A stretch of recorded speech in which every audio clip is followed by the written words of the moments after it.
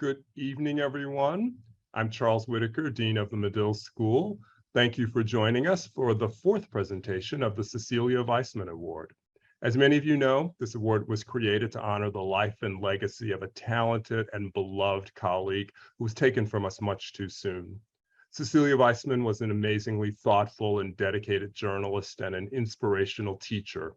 We're grateful to our partners at the National Association of Hispanic Journalists for joining us to make this award a possibility. And it's an extreme pleasure and honor for me to present this year's award to Maritza Félix, a writer and producer whose work has appeared across a number of platforms and in a wide range of domestic and international media outlets, including Radio Formula in Mexico, Radio Que Pasa in North Carolina, and public television in Finland. Over the course of her career, Maritza's amazingly trenchant work has highlighted a wide range of political and social issues affecting Latinx communities. That work is certainly in the spirit of the insightful and illuminating journalism that Cecilia Vaisman was so devoted to producing and teaching.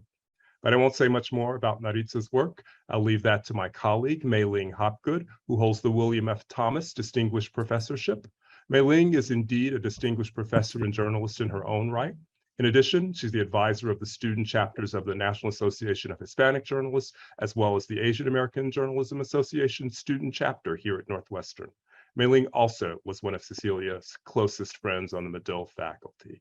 Mei-Ling, allow me to turn the proceedings over to you.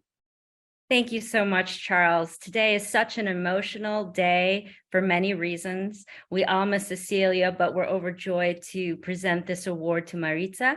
And it's also my pleasure to introduce my friend, Gary Marks, who is also an award-winning journalist, a former investigative reporter at the Chicago Tribune, and Cecilia's husband. Gary? Thank you, Mei-Ling. I would first like to thank Medill and NAHJ for keeping Cecilia's legacy alive through this wonderful award. This past week has been tough for us. My wedding anniversary to Ceci was yesterday, and last Tuesday was the anniversary of her death. On Tuesday, as we do every year, I drove with our son Andres to the Chicago lakefront and then walked to the top of a small sand dune filled with poplar trees and tall native grasses. It was Cecilia's favorite spot in Chicago. We used to come here to look at the water, take in the sun, and in the spring and fall to watch the migrating birds. And there, 7 years ago, we lay her to rest, family and friends each taking turns spreading her ashes in this majestic, sacred place. Not a day goes by that I don't think about Cecilia, that I don't miss her terribly. Maritza, I don't know if you ever met Cecilia. If not, let me tell you a little about her. Cecilia came to this country from Argentina as an infant. Her family lived first in Paterson, New Jersey, then one of the toughest cities in America. Her older siblings were bullied for not speaking English. Her mother, Carmen, loved opera and worked in factories before becoming a pattern maker in New York City. Her father, Adolfo, was a Boca Juniors football fan who moved from job to job, trying to scratch a way into the middle class. Cecilia was lucky. She was fair-skinned and spoke English without an accent. Although the youngest in the family, she became the bridge and literally the translator for her parents. Years later, she earned a scholarship to Barnard College, studied Latin American politics, and joined the college radio station. Her journalism career took off after graduation, first at NPR and later as a founding member of Homeland's Productions, which over 3 decades produced finest work out of Latin America. Sandy, Alan, and other Homelanders attending this event, I deeply regret not being in touch with you in recent years, but I consider you family. As I've said in years past during this ceremony, Cecilia was a journalist by profession, but an artist at heart. She was an accomplished bass player, and sound and rhythm were sacred to her. So was the human voice, which she used to drive her narratives and anchor her most powerful work. Giving voice to the voiceless, the invisible, and the dispossessed were her North Stars. And this is what Ceci taught her students at Medill, along with the simple truth that great journalism can make our world a better place. She loved Medill so much. She loved her students so much. She loved the mission of journalism so much that she did not want to quit teaching even as her health was failing. I had to convince her it was time to go. Maritza, our family is thrilled that you have won this award in Cecilia's name. Your groundbreaking work along the border, connecting people and providing them with information that has saved lives, is in the best tradition of our profession. Your work has indeed made our world a better place. Congratulations. Thank you, Gary. And now it's my honor to talk a little bit more about Maritza, but we want to hear her words, so I won't take too long. In addition to the information that our dean gave about Maritza's esteemed career, I'm going to start with talking about her work as a freelance journalist, producer, and writer in Arizona. She is founder of Conecta Arizona, a news you can use service in Spanish that connects people in Arizona and Sonora, primarily through WhatsApp and social media. She is the creator, producer, and a host of Cruzando Líneas, a podcast that reclaims the narrative of the border. She is the co-founder, co-producer, and co-host of Comadres al Aire, and she has done so much more. I'm going to let her talk about her background here. She is going to tell us about her history and her passions. But I just wanted to mention some of the many, many, many awards and accomplishments she also has earned in her career. In 2011, Maritza was named one of 40 under 40 Arizona Hispanic leaders by Chicanos por la Causa in recognition of her influential work in the state. She has 5 Emmys. In 2020, Take the Lead included her in the list of 50 women who can change the world of journalism, and she's doing that. Maritza has twice been named Arizona's best Spanish language journalist. This year, the local media association named her Innovator of the Year in Content and Audience. She received the Community Impact Fellowship at Stanford and is a graduate of the Executive Program in News, Innovation, and Leadership at Craig Newmark Graduate School of Journalism at CUNY. She lives in Phoenix with her partner and her inquisitive twins, who she says challenge her imagination.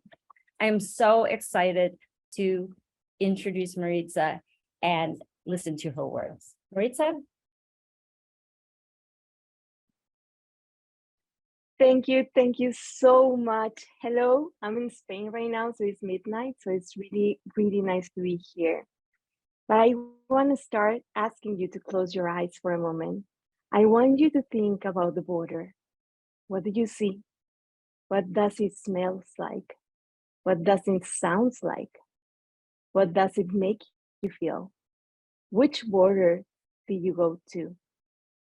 Is it in your imagination? Or is it in your memories? When I think of the border exactly between Mexico and the US, I go home. I go back home. To me, it's all about blooming saguaros and the smell of tacos of carne asada. It is the sound of barking dogs, the cars crossing back and forth across the border.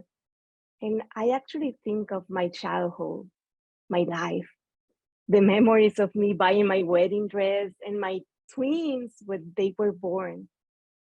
For me, the border is love, it's family, it's sweat, it's a very intense heat, it's loud music, contrast, many shadows, yes, but so much light. Yo soy fronteriza. I'm one with the border. Hola, yo soy Maritza Félix. I'm a Mexican, I'm a Latina, I'm an immigrant. And today I'm also a very excited journalist who jumps with emotion for receiving this award. This is very special because not only honors the memory of Cecilia, but also paves the way, motivates, and inspires. I did not have the fortune to meet Cecilia Vaisman, but I have done so through the memories of others. We have many acquaintances in common, and her work is her legacy. I admire her for the fights that she fought for us and the many others that she lives in silence, because that's how we are. We're fighters despite everything, because we flourish as the desert does against everything. As Latina journalists, especially those of us who work in Spanish, we're always pushing uphill against gravity, hoping that our dreams will lift us to the top. There are paths where the effort leaves us breathless and fatigue makes our legs tremble, but we do not stop. We pick up the pace and let pride push us, always looking toward the horizon. Our feet might be blistered, our hearts might be breaking, but will and desire embrace us, and we push on. Love heals us, love saves us, and then we fall again. If we're lucky, we get up and turn to face each other. We lean out to see how far we have come and turn to enjoy the sunset, the company, love, friends, and those who have been lighting our way. If we're lucky, our eyes will fill with tears and we will laugh just for being there. We will give thanks to the damn stone that made us fall, that forced us to stop and see. A breath is enough to fill the heart and to continue. And I know that feeling well. I have fallen and they have knocked me down. I, who have dedicated myself to telling other people's stories, today, I want to share mine with you. When I introduced myself, I said that I'm a Mexican, I'm a Latina, and I am an immigrant. You can see that because it's obvious, because I'm wearing my typical Mexican clothes, my red lipstick, and I have this very thick accent. But those three words, Mexican, Latina, and immigrant, are the words that are my bridge to my identity. I am Mexican because I was born in a magic town, in a land where since I was little, I was taught to dream. I'm for a very, very, very small town from the north of Mexico, near the border, where my family still lives, and my vet wait for me, where my heart is anchored, my dear Magdalena de Quino, Sonora, Mexico. I'm a Latina because of my Hispanic heritage, because of the language that I speak, because of the Asian traditions that I carry in my blood, on my skin, on my backpack, because I'm one of those 52 million who live in the United States, in the light and in the shadows. And I am an immigrant, and this is where I perhaps recognize myself, discover myself, and found myself. And I will tell you why. Now, take my hand again and let's go back to the border, the one that has taught me so much.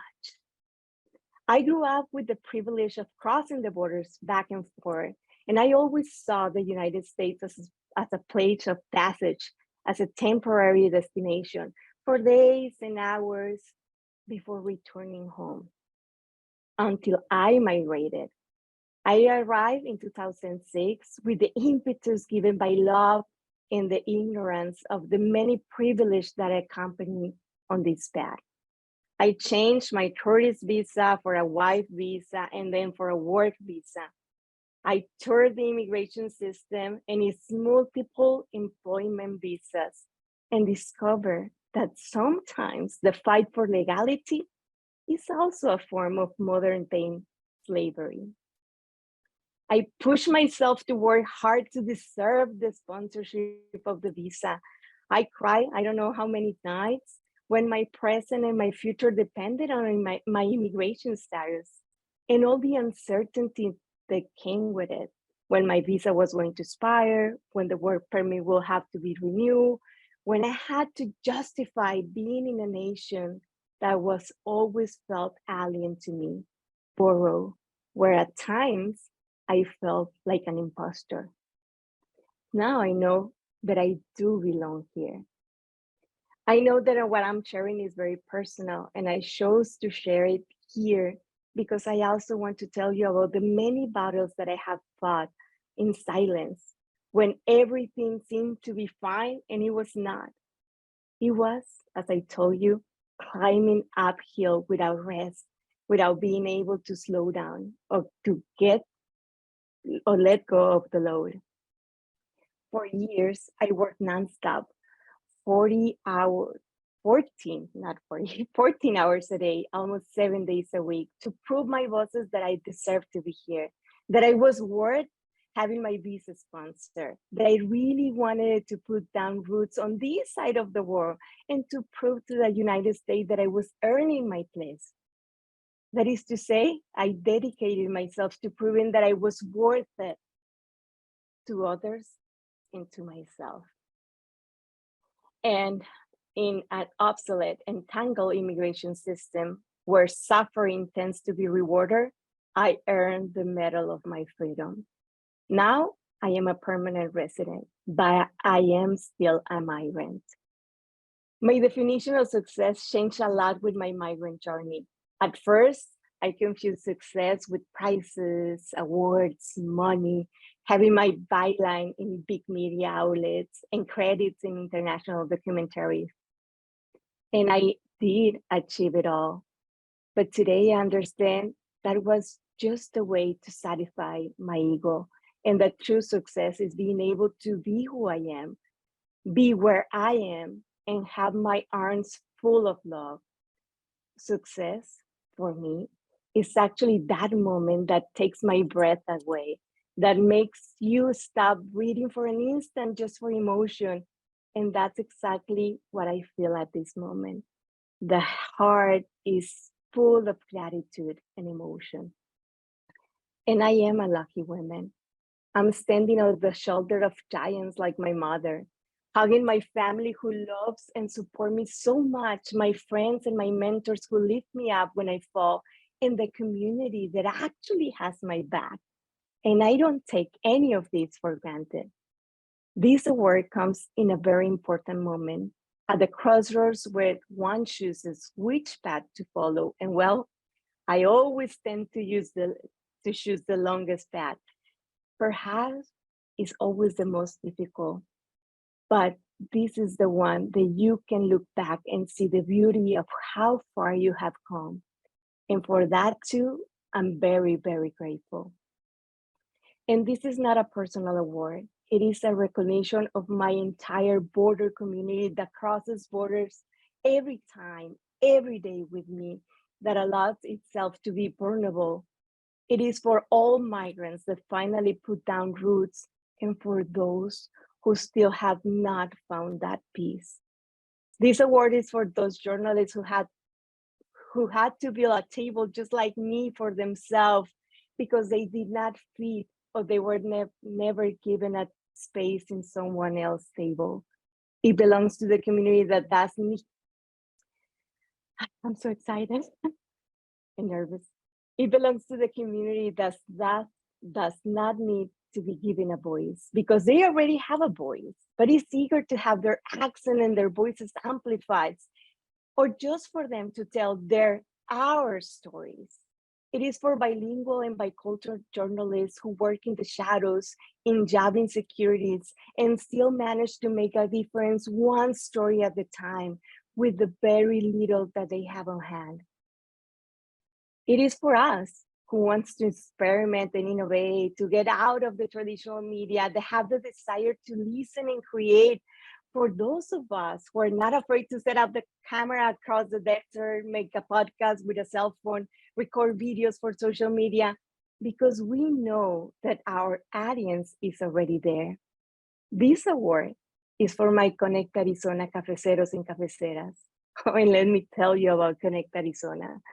I was told many times that my grain of sand will be lost in the desert, that I was so idealist for dreaming of changing the world one text message at a time, that my ideas for journalists were like taking stones to the river, that I wasn't a talent, that I had a too thick accent and too little time.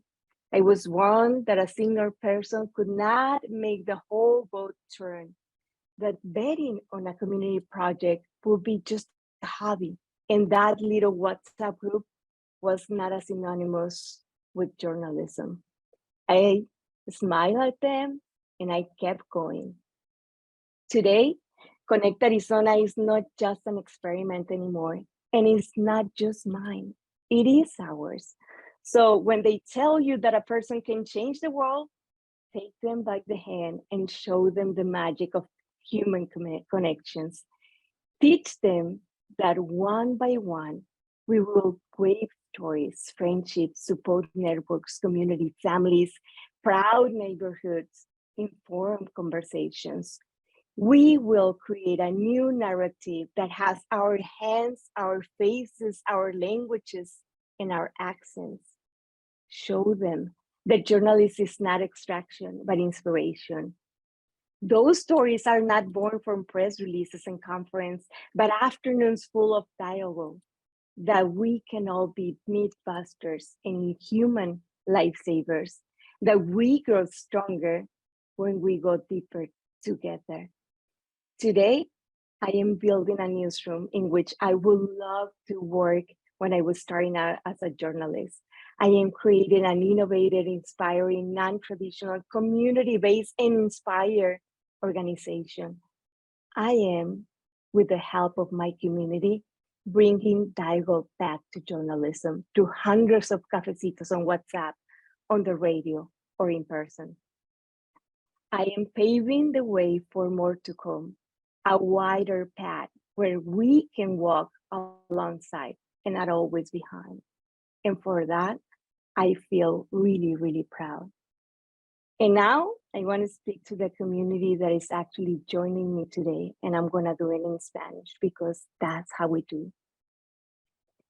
Vivimos siempre cuesta arriba, en contra de la gravedad, deseando que los sueños nos eleven a la cima. Hay caminos en los que el esfuerzo nos deja sin aliento y el cansancio hace que nos tiemblen las piernas y se nos acalambren los deseos.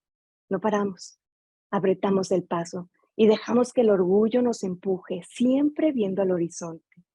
Se nos ampollan los pies y el corazón, flaqueamos, la voluntad nos abraza, el amor nos sana y nos salva y volvemos a mirar arriba con la respiración contenida por la falta de fuerzas, pero seguimos hasta que tropezamos.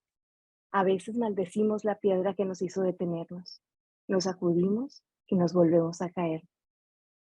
Si tenemos suerte, nos levantamos y volteamos a vernos, nos asomamos un poco para ver lo mucho que hemos recorrido y nos giramos para disfrutar del atardecer, la compañía, el amor, los amigos, la pasión y aquellos que nos han estado iluminando el camino sin interrumpirnos.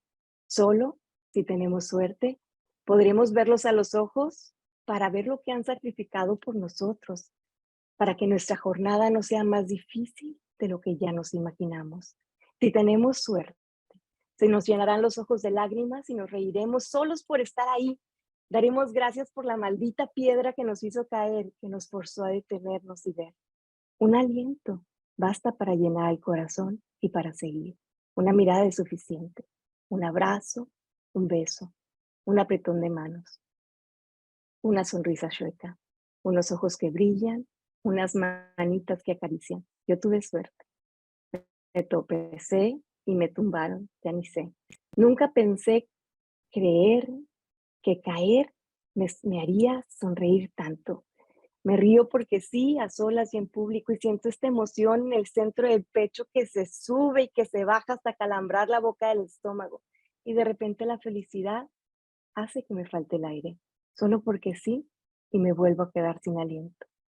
Aún me duelen las caídas y otras partes de mí, pero estoy disfrutando el día de hoy, este premio, esta pequeña cima antes de llegar quizá a otra montaña. Y en realidad, esta cima me sirve para recuperar el aliento y avanzo en silencio sin aspavientos y se siente muy bien. Hoy me detengo aquí para verlos a ustedes a los ojos y darles las gracias por acompañarme en esta travesía como periodista. Y hoy, en esta ceremonia de premiación tan inesperada y tan valiosa, soy muy feliz. Hoy no me caí, hoy me arrodillo de agradecimiento, un agradecimiento fuerte y profundo.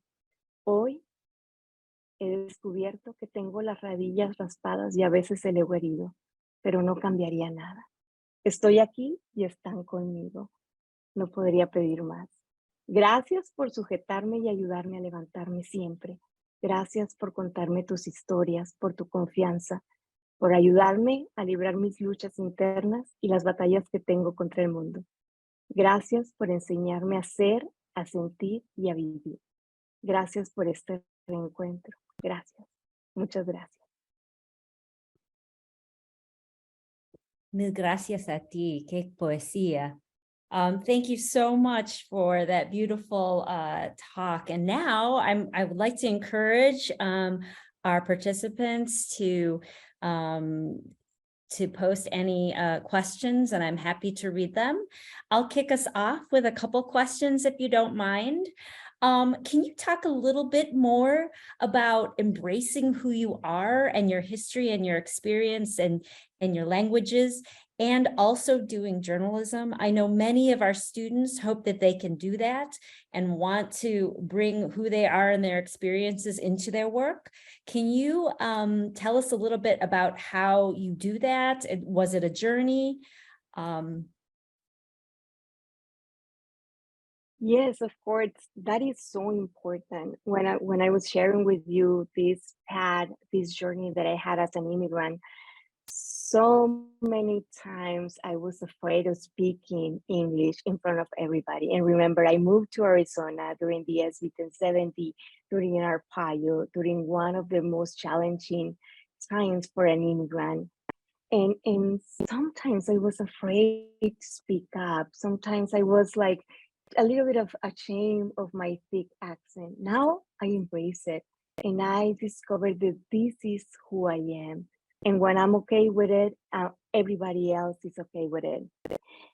And something that I have learned since the pandemic is sometimes we as journalists, we try to detach ourselves to make this separation from the community that we serve. But no, it's not us versus them. It is us all the time. Sometimes we as journalists, we're so used to be trying to prove somebody that we are objective, that we're impartial, that we're trying to be fair and balanced. And we can do that having our identity first. And I'm really proud of who I am. And I'm really proud of who I become during this journey. And I'm really proud of all the obstacles that I had to face during this journey because they made me who I am today.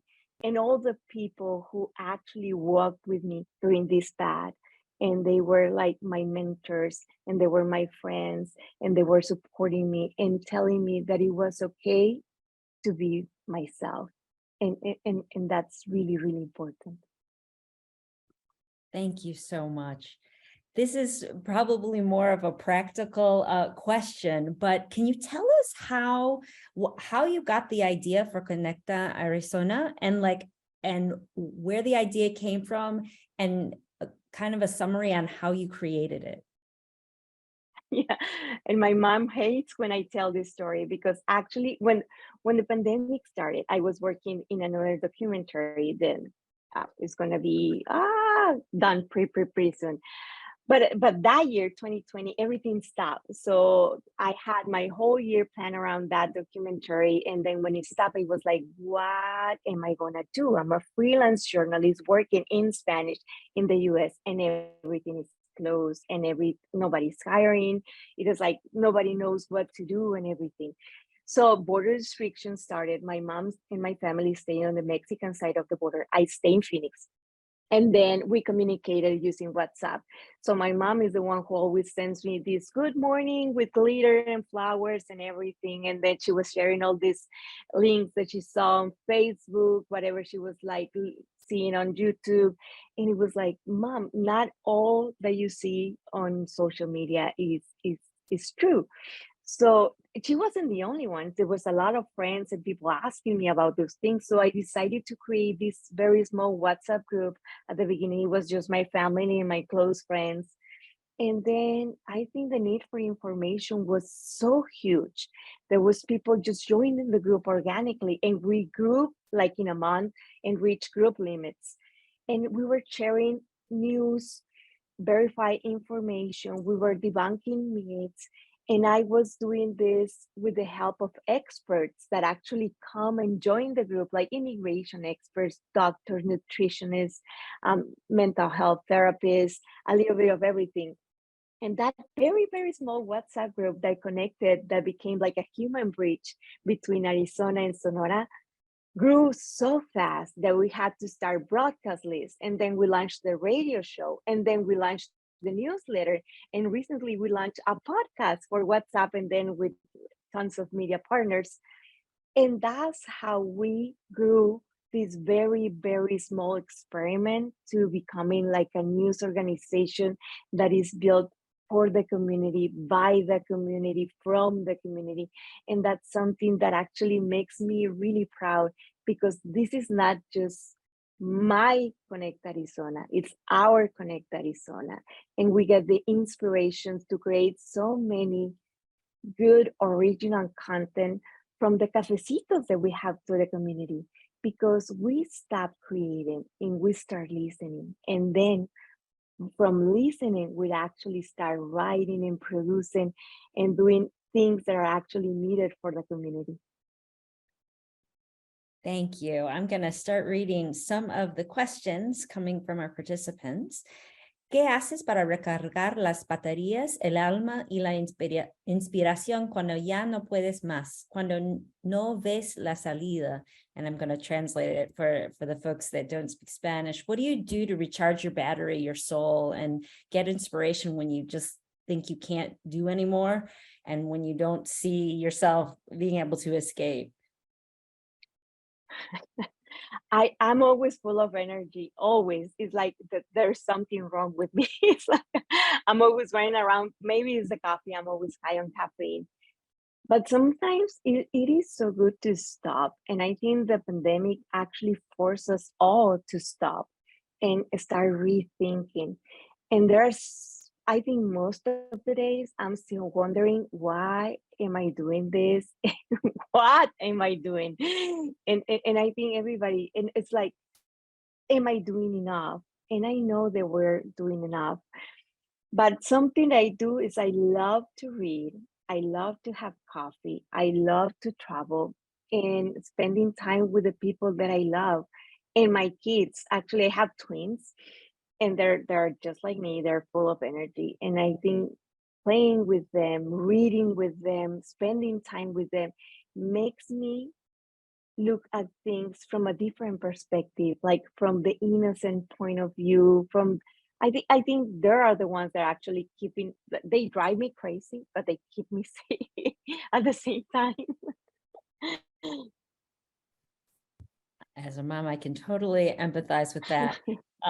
So I have some more questions. How can journalists who are not part of a community or who don't identify as part of a community best build bridges to sources, to their interviewees?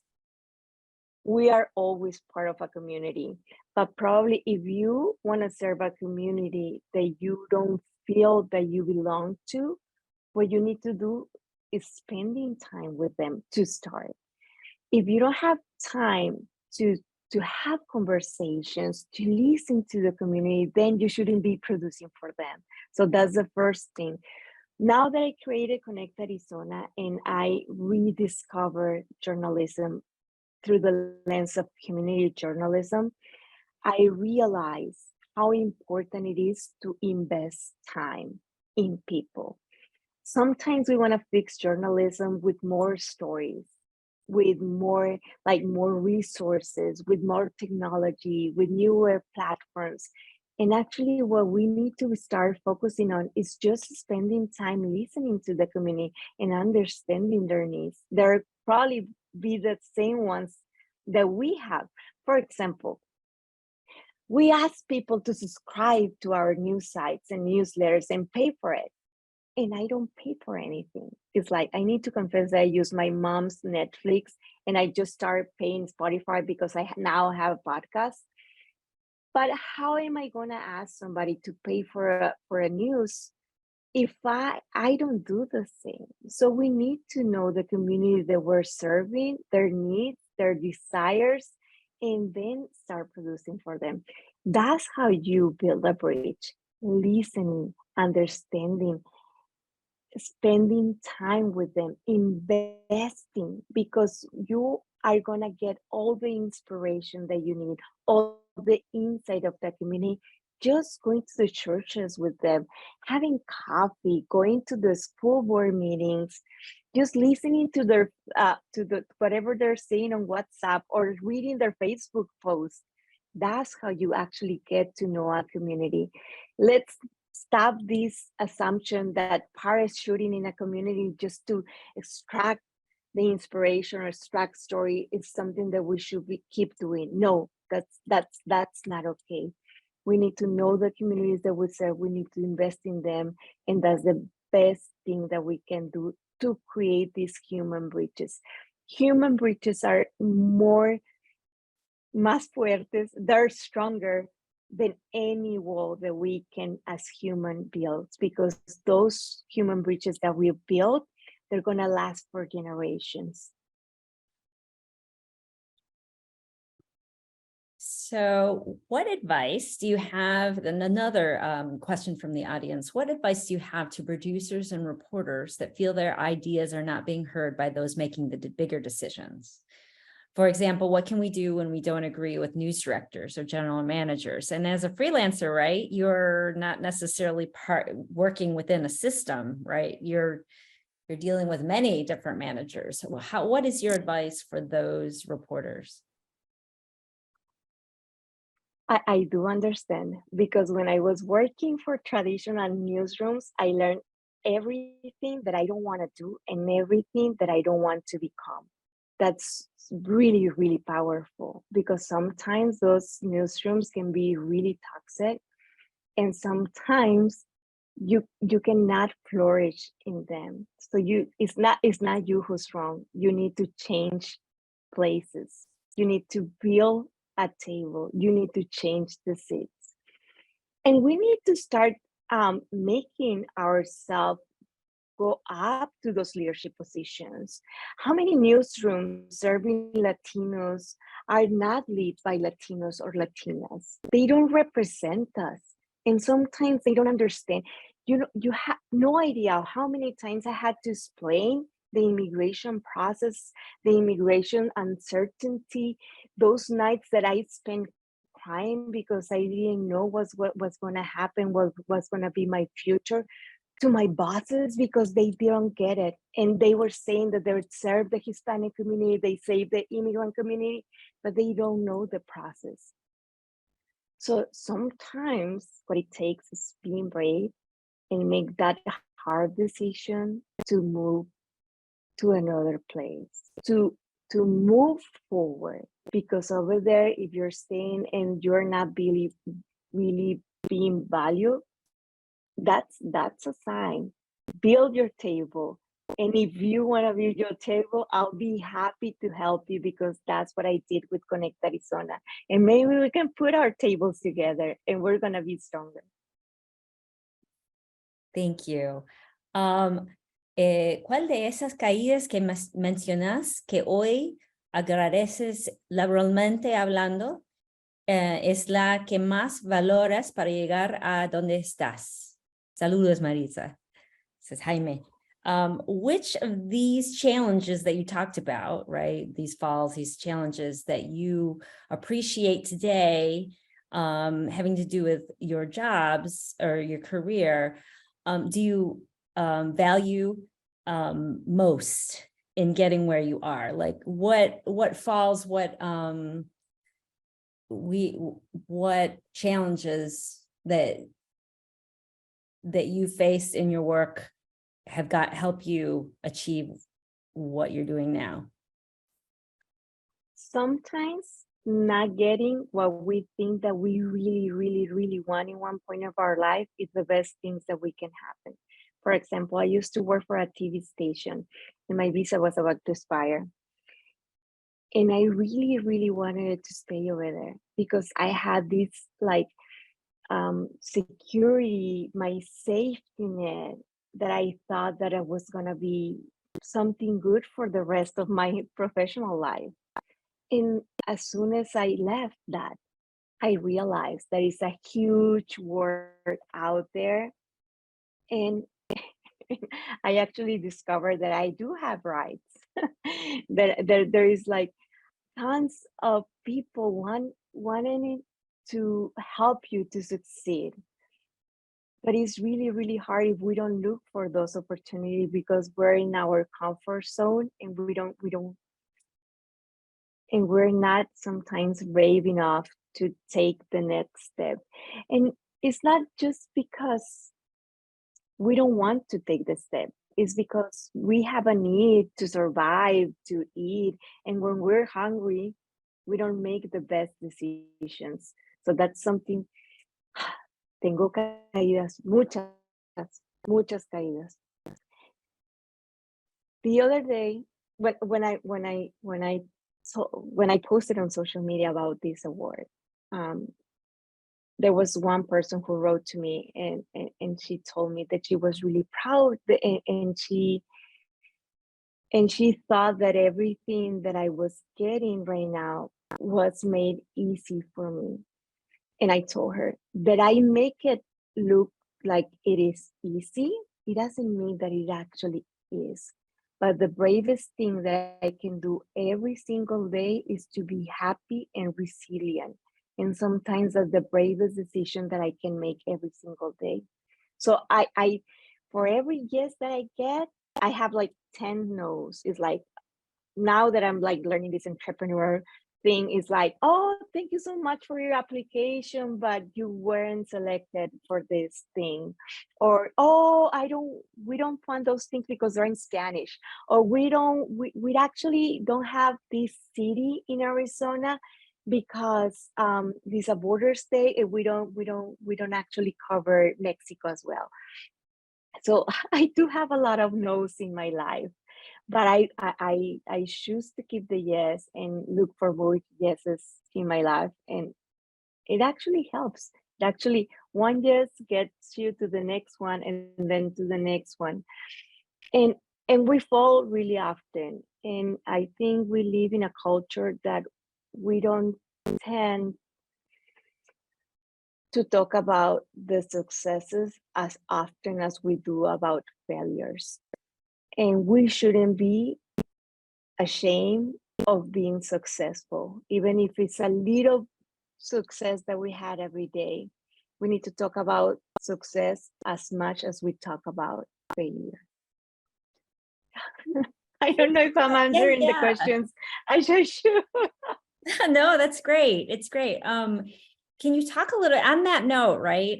Being a freelance journalist can be really great and it can be really challenging. Can you talk a little bit about, well, first of all, do you like, being an innovator and like an entrepreneur now and being a freelancer versus maybe working on a network situation? And how do you survive?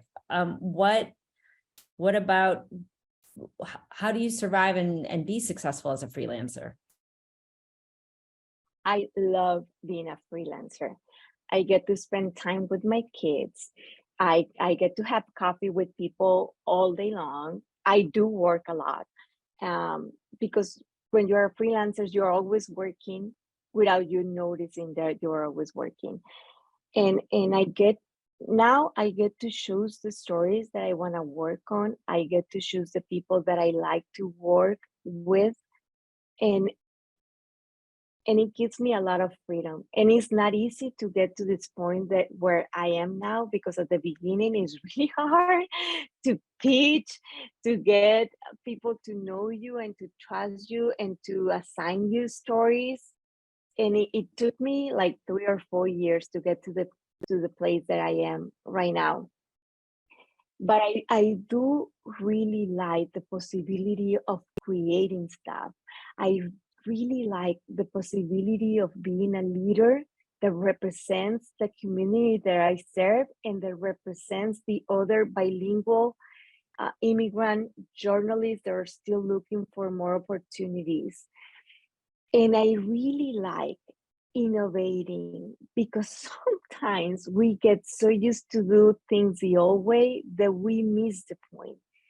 Today, before this this Zoom meeting, this award ceremony, I was having coffee with a friend, and I was telling, sometimes traditional media outlets and traditional leaders are always asking, how can we reach communities? And then they do the same all over and over and over again. And that's because they're not willing yet to invest in the community. They're not willing yet to invest in the reporters, in the journalists, in people. We're so used to being investing in platforms and technology and all things, and we forgot that the most important asset that we have in life is people. So that's something that we need to do. Being a freelance journalist is not easy. Being a freelance journalist, an entrepreneur in the pandemic is not easy at all, because it comes with a lot of educating people of what you do and why you don't do things the traditional way. For example, in WhatsApp, it's like, I need to start educating people on new ways of measuring impact and success, because WhatsApp is encrypted, because we have conversations, because I don't know how many people click on the information that I share with them. I don't know how many people download the podcast from WhatsApp. It is completely different, but I know that I do have testimonies of what we're doing, and I know that what we're doing is actually working. So, and I need to educate others, and I need to remind myself that what I'm doing is not traditional, so I shouldn't be expecting any traditional resorts as well. We have a few questions related to this, sort of the logistics of what you do.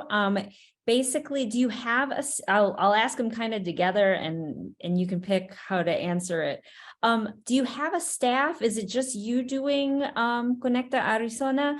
And what does your audience look like that you know of? I mean, there's a question about, is it across generations? What can you tell, or what do you know about the people that you're engaging with? And then finally, the biggest challenge, right, behind what has been sort of like, I think you just mentioned it, the metrics, like how do you measure success and reach? Lots of questions. I'll let you decide which ones to take. No, it's not just me in Conecta Arizona. At the beginning, it was just me doing everything. But then one of my community members, Gustavo Guirado, he's from Argentina. He has never been in Arizona, and he became part of the group. And he's a journalist too in Argentina. And he started writing the newsletter. And it was like, wait, Gustavo, let me get some money so I can pay you, because I don't want anybody to be working with me for free. So Gustavo is very, very important for Conecta Arizona. He's just a freelance content producer, but he's actually the one who helps me with everything. And Daniel Robles, he's the graphic designer who's in charge of all our amazing campaigns and images that we have. We're all freelancers. We still have to find a way to make Conecta Arizona sustainable for the long run. That's something that I'm really, really working on. And I think we're in a very good path. But as a journalist, I hate talking about money and asking money. So that's one of the biggest challenges. And the thing is, like, thinking as a journalist and then thinking as a product development person, for example, or a fundraising agent, it is sometimes really, really weird. And since I used to work for someone else all the time, thinking myself of a leader making those decisions, sometimes it's hard as well. And I see everything as a conflict of interest. It's like, I don't want to ask people for anything. I just want rich people to give me money so I can inform the community without having any strings attached. But that's actually not happening. So yes, so we're working on this sustainable model, and it's taking a lot of time and effort, but we're getting there finally. And I know my people in Connect, Arizona, they're mostly Mexicans, live in the US and in Mexico, that come back and forward. We have people from 7 different countries. There are different backgrounds. We have different ages. I think they're ranging from 25 to 70. So it's like most of them are women, but actually men are the ones who participate the most in the cafecitos every single day. And I know who got divorced during the pandemic, who wants to be in a diet, who just started a training program, who broke their feet when they were like dancing in a party, because every single day from 2 to 3 p.m. Arizona time, we sit down in WhatsApp and we have La Hora del Cafecito and we chat. And we chat from immigration reform to Kardashians to Shakira, going back to Ukraine, and then what's going on with elections in Arizona. So we talk about everything. And that's the very good thing that we have. That's the magic of Connect Arizona, those conversations and having coffee with people virtually in WhatsApp has been very, very amazing. And we have had 3 in-person cafecitos in Mexico and the US. And finally, after 2 years, I put a face on the phone number that I was chatting for the past 2 years. And it was amazing. And when I tell you that Connect Arizona is not mine, it's because we're building this with the community.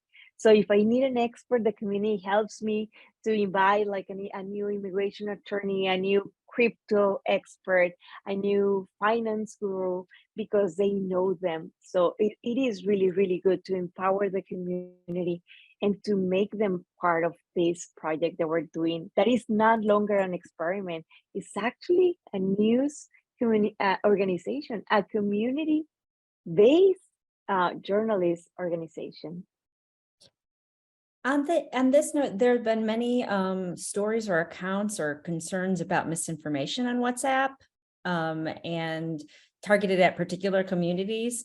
And I wondered if on Connect Arizona that you address the misinformation, or do you have advice in terms of, journalism students who want to fight that misinformation? Yes, during the pandemic, the first year, we debunked more than 260 myths about COVID. And it was as simple as, if I get the vaccine, am I gonna have issues trying to have kids? No, this is not true. It was like, one of them that it was really, really, really common. It was like, with the hot weather in Arizona, the coronavirus is going to die because it's hot and viruses die in a heat.